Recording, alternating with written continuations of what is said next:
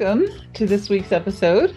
Today we have a book club conversation about Joe Pulizzi's Content Inc. Joe was nice enough to leave us a nice little video.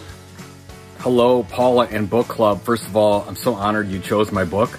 There's so many marketing and sales books out there. I appreciate it that you chose Content Inc. I guess if I was to give one piece of advice as you run through this and talk about it is focus is probably more important than anything in building an audience. This is what we see out there with a lot of businesses and content creators. They're a little bit all over the place. They're on TikTok and Twitter, and they're doing podcasts and email newsletters and blogs and everything. And they become mediocre at all of it and not exceptional at one thing. So what I would say is in 2023, choose something you can be great at. You can be the leading informational expert in your industry at this thing. It's a podcast, it's a YouTube show, it's an email newsletter, whatever the case is. So that's what I would probably focus on, where you kill off some things so you can focus on being great. And then think about, in the book, we talk about the content tilt. Figure out your differentiation. If your content went away, would your customers even notice? What's the thing that you're giving them that sets you apart from everyone else? So some things to think about. If you need anything else, please reach out to me again. But again, so thankful. Have a happy holidays and enjoy the book and the discussion. Thanks again. I really love it when authors decide to jump in to our book club for whatever reason and jump in. So I read the Kindle version, and John has the physical version, right? Paper book. All right. So this is actually, I thought, was really, really cool. And it was very much a tactical how-to kind of a book. We try to alternate those with the more theoretical, thought-provoking, but not really tactical sort of books. Strategy, tactics, strategy, tactics, strategy, tactics, right? Yeah, somewhere within this discussion, I suspect we should talk about AI.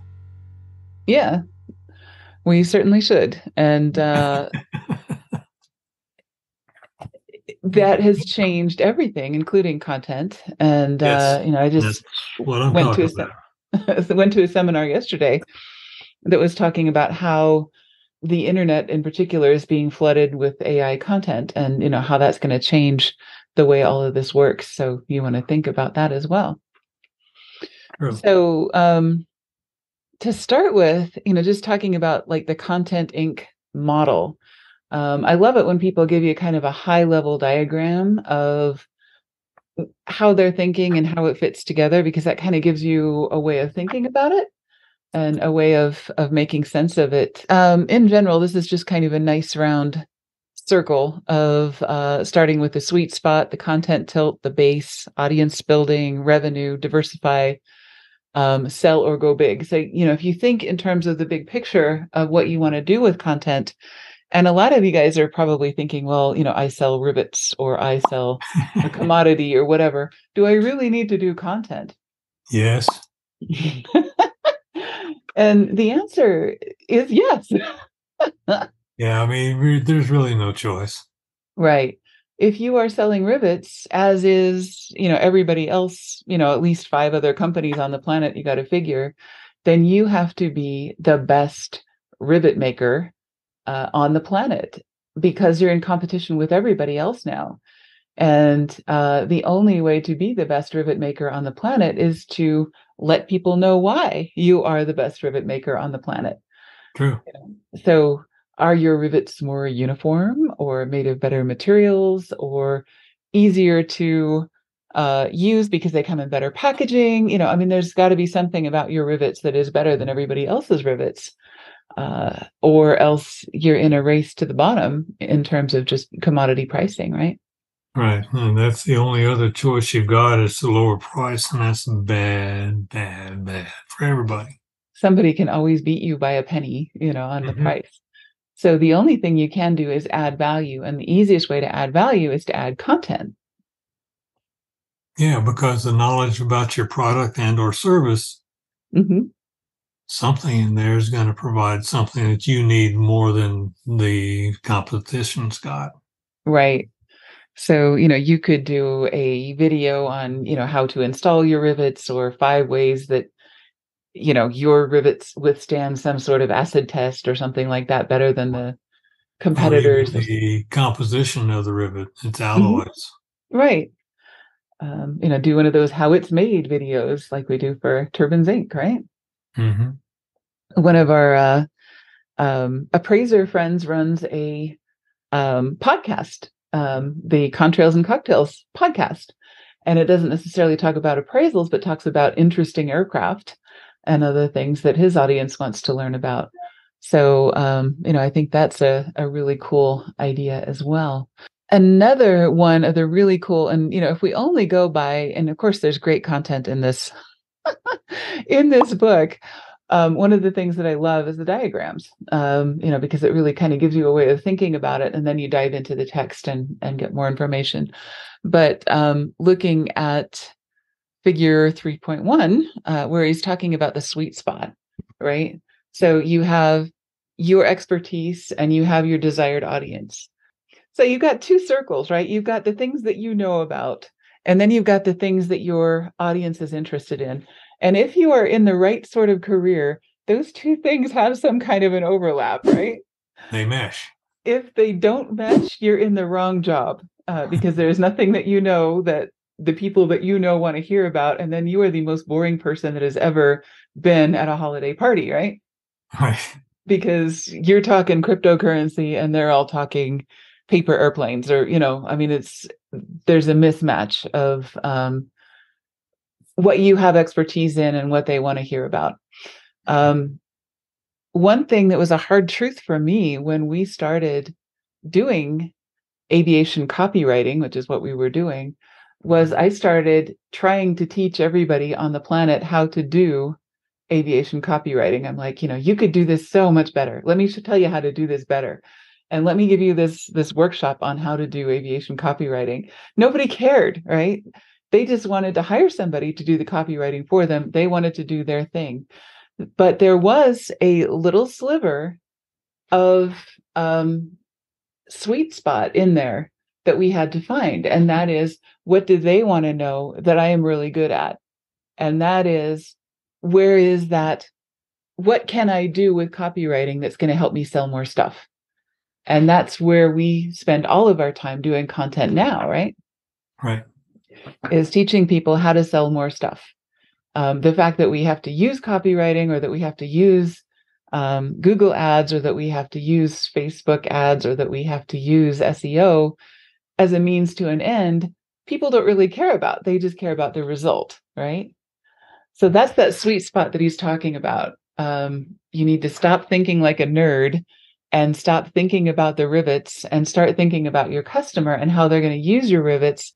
Hitting the sweet spot is always a good idea. Finding it is always interesting. Mm-hmm. It's not always straightforward. And when you run across it, typically most people don't recognize it. Mm-hmm. And I think you were guilty for a while. Yep. So Not like you've ever done that. I'm not talking about me. We're talking about content. So one of the things that I really liked also in that whole content tilt idea is Amazon.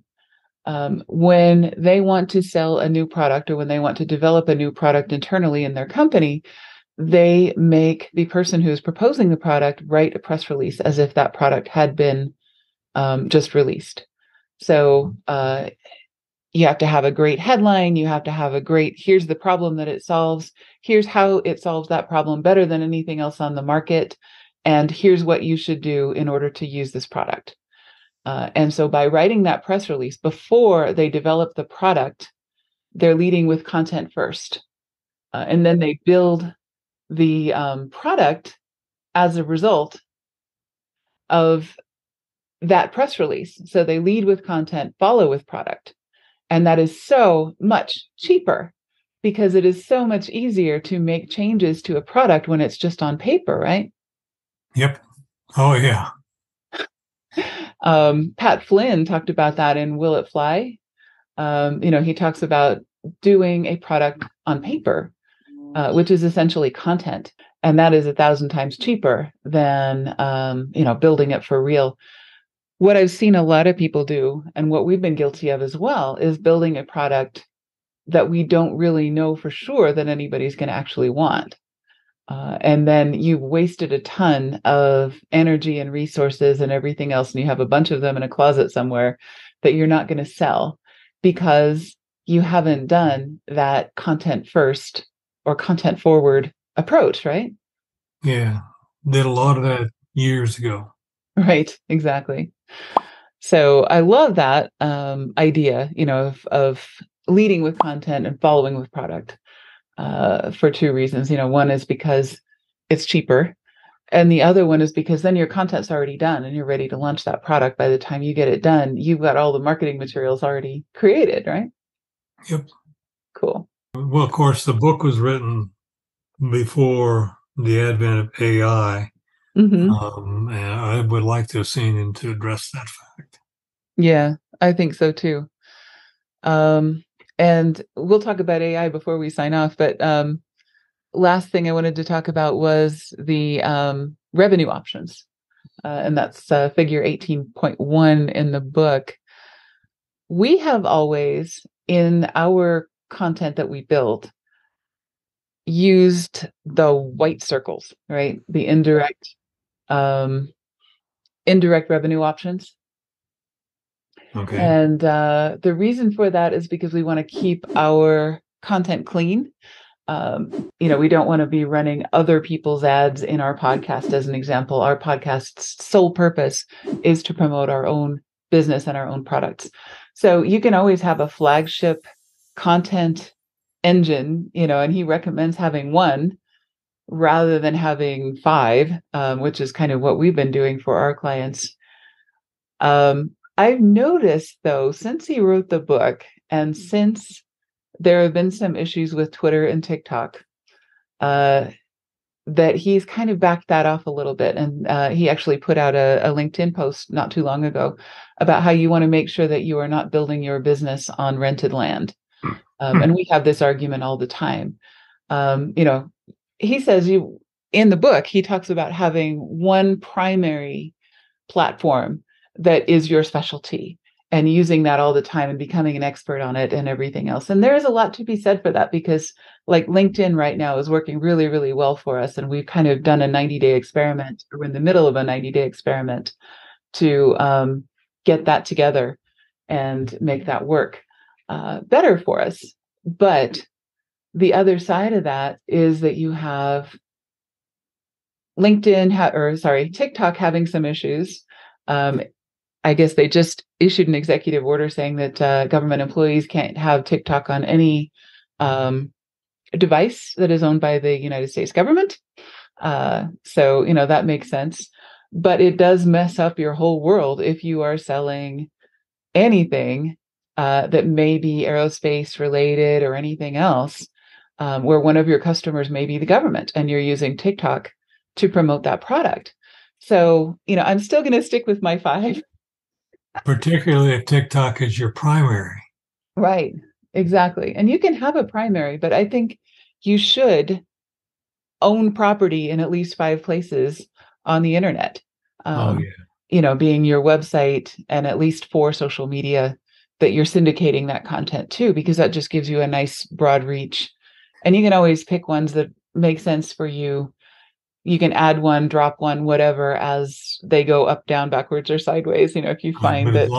But if you have your website as primary, then you're always good to go. Exactly. And you can even have a favorite among the other four, where you're deciding these are the things that we're doing. But you definitely want to not be relying on any one that you don't control. And that includes LinkedIn. So all of that content that I produce for LinkedIn, I'm producing other places at least as well. Okay. So back to the revenue model. I love the idea of owning multiple channels for content. And I think this is probably a solution to some of the problems that we've been having in the marketplace, especially in the aviation industry, because the publications are struggling, right?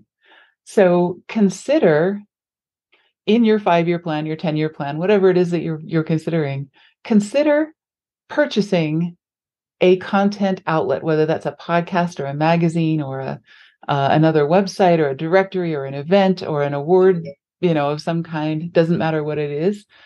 Consider purchasing another content outlet and using that for any number of things. You can advertise for other people who are not competitors, use it for donations to, a private organization. You can use it for affiliate marketing of your products and services, affiliate marketing of associated products and services, things like that. You can do sponsorships, you can do subscriptions. There's lots of ways that you can earn money from a content channel that are direct revenue rather than the indirect that we were talking about with, like, our podcast has always been an indirect revenue model because it's simply there to support our company. So if you think about that, there's a little bit of an ethical dilemma, going back to my college days of media ethics and so on. Who owns the media? And the answer is always a private company, right? You don't necessarily want government-owned media, at least not in the United States. We like to have that separation. And we like to have lots of different companies own lots of different media because the marketplace of ideas depends on the diversity, right? Yep. So you're actually helping journalism, as an example. If you purchase a magazine or a news outlet or something along those lines, and you are able to leverage that in a way that makes sense for you. Was you a journalism major? I was a journalism major until life made me decide that I didn't want to be writing obituaries all night for 5 years before I got a real job. And it was always graveyard shift, and I had little kids, so that wasn't. Just had to toss that in. Right. My life took a left-hand turn into marketing, and I never looked back. But I still feel very passionately that journalism is an essential function of democracy. And I still feel that aviation journalism is an essential function of the industry. And so, that would be something that I'm really interested in for more than one reason, is supporting a media channel of some kind. So that's going into our 5 or 10-year plan as of Monday next week, when we have our meeting. So early warning, that's going on. Cool. Okay, so let's talk about AI. It changes everything, right? So if the world is flooded by AI content, you need to start thinking about what is content or manufacturing or anything else. What can you do that AI cannot do, right? And the primary thing that you can do that AI cannot is relationships. So if you have relationships with customers, if you have a network in the industry of people that like and trust you, and you're a broker or you're a consultant or you are whatever it is that you are, you have a commodity or you have an asset that can't be touched by AI. If you do not have that, it's time to start working on it. Long past time to start working on it. Yep. Because that is about the only thing that can be done with that. That makes sense. You got to be careful when you delve into AI to make sure,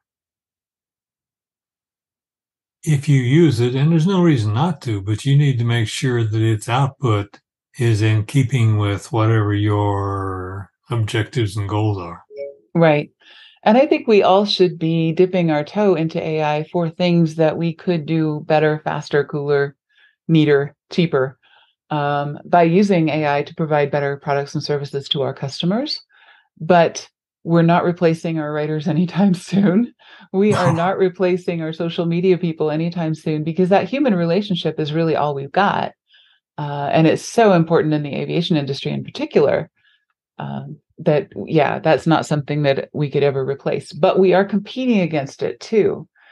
And most people that have AI to sell to you or us will tell you, you have to have a good writer Hmm.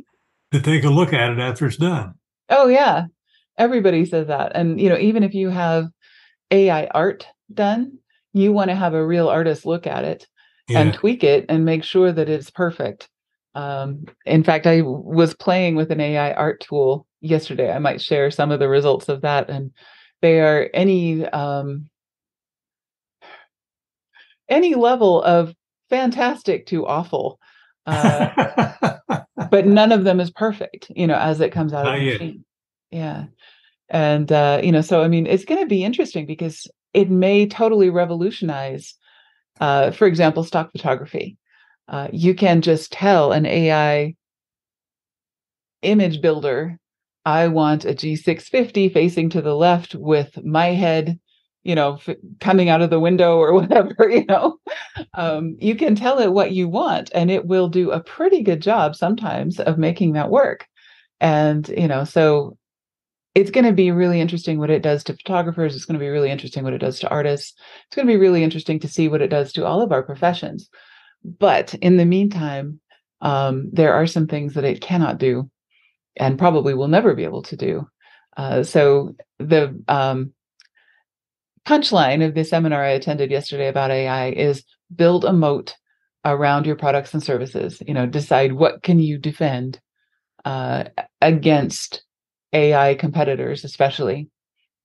That's thing number one in the AI world.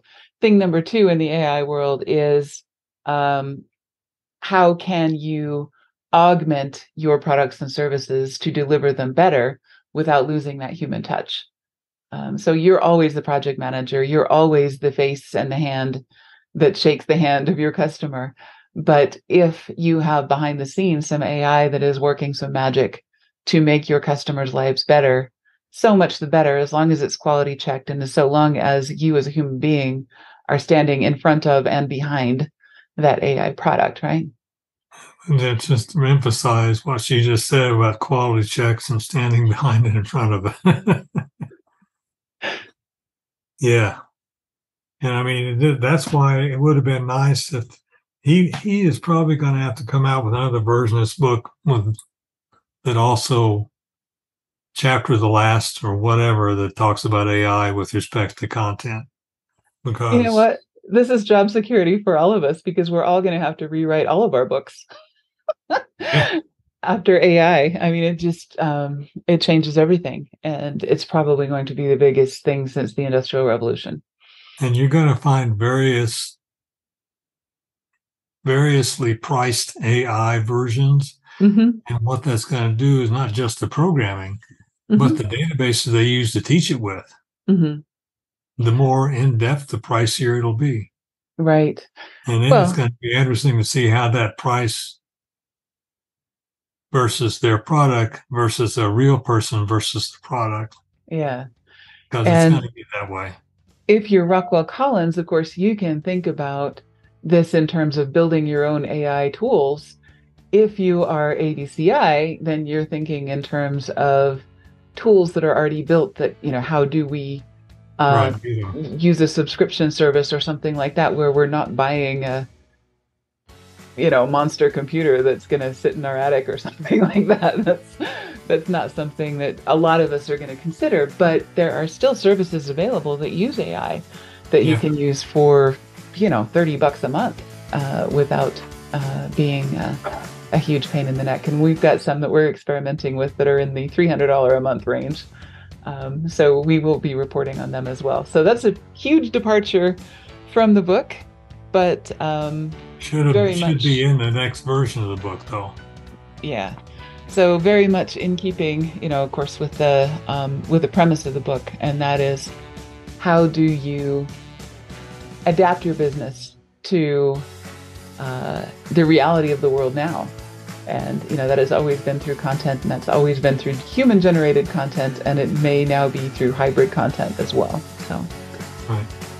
cool. Anything else we want to talk about? Probably, but I don't think of it right now. Okay, yeah, we'll think about it as soon as we close off this podcast episode. So thank you for joining us, and we'll hope we will join us next month when we are talking about John and Martha's book, Lift, which is a brand new book. They were nice enough to autograph copies, personalized for all of our book club members. You're getting those in the mail now, hopefully. If you haven't got yours, let me know. And that is really exciting. I'm really looking forward to talking with the Kings in January. You bet.